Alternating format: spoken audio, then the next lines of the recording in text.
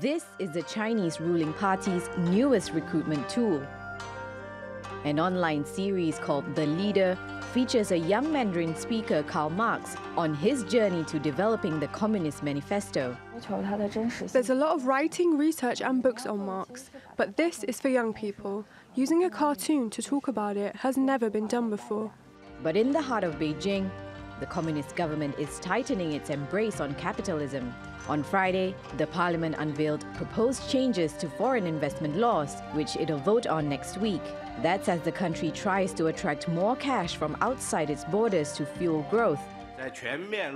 While fully implementing the model of pre-establishment national treatment and negative list management, we will implement positive encouragement plus the national treatment for foreign-funded enterprises so as to create an even better business environment for foreign investors in China. Once the law is passed, foreign companies will no longer be forced to hand over technology to their Chinese partners. The government says it will also ensure better protection of intellectual property rights, and foreign firms will enjoy equal treatment and market access as their domestic counterparts, except for protected industries like technology and culture. Beijing has also announced $300 billion in corporate tax cuts to prop up the flagging economy. We need to keep the growth of people's income and economic growth at the same pace. Chinese exports fell the most in 3 years in February, stirring fears of a trade recession. Last year, GDP grew at a 30-year low of 6.6%, and the government says it'll be even slower this year. So as China looks for the road to recovery, it's clear the current leaders are heading in a direction that's not by the book. Laila Humairah, TRT World. Well, for more on this story, Freya Beamish joins us from Newcastle in the UK. She's the Chief Asia Economist at research firm Pantheon Macroeconomics. Thank you for speaking to us today, Freya. So Chinese stocks have had their biggest fall in 5 months. What's behind it?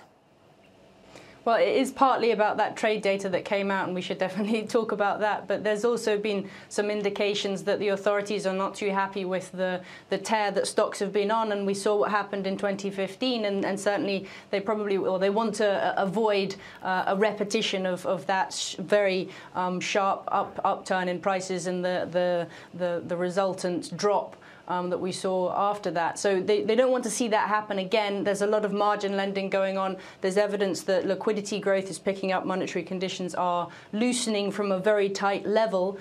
So we've seen some signals coming out of a particular brokerage that the authorities are just trying to pull that back just a little bit. It happened around the same time as these trade data have come out, and that's been a bit of a double whammy there.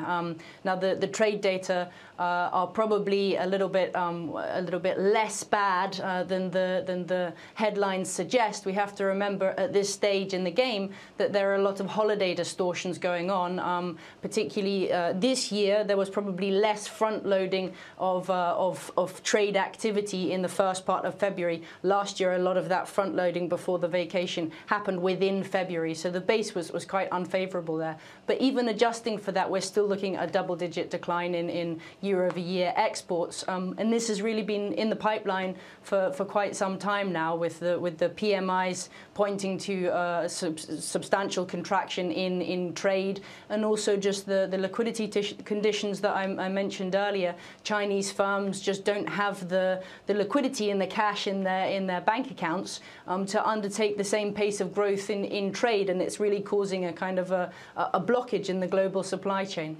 Well, as you say, those trade figures were the big story, really. How much of it is to do with the trade dispute between the US and China, do you think? It's partly about that. I see the trade tariffs, the tariffs that came in place over the course of last year, really is a nasty sting in the tail on top of the tightening that's happened in the Chinese economy. If you look at indicators of monetary conditions since about 2016, they've been tightening from, albeit in 2016, very loose levels. But we're now at a stage where M1 growth by the end of last year was just hardly growing at all. And that's one of the best indicators of how much cash is available for firms to undertake their normal activities. So it's partly partly about the tariffs, but it is also very much driven by the de-risking and deleveraging campaign that's gone on in China over the past kind of couple of years. And China's going to introduce a new foreign investment law. What kind of impact will that have on its economy?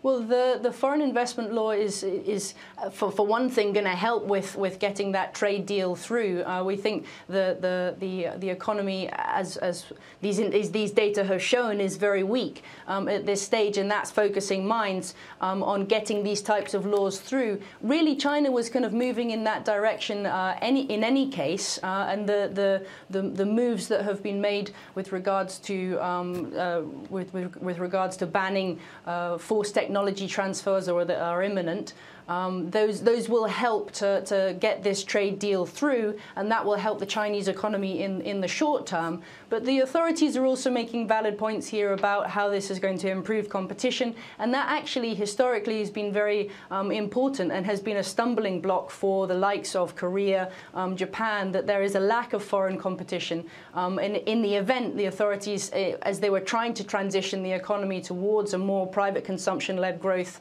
model, have failed to make the changes, the kinds of changes that China is talking about at the moment, and that's really hampered competition in the sector to the detriment of consumers and to the detriment of the shift to private consumption. So it's positive that China's at least making steps in that direction. There's still a long way to go, but it will help with the trade deal, and it will help with moving in the right direction over the medium term.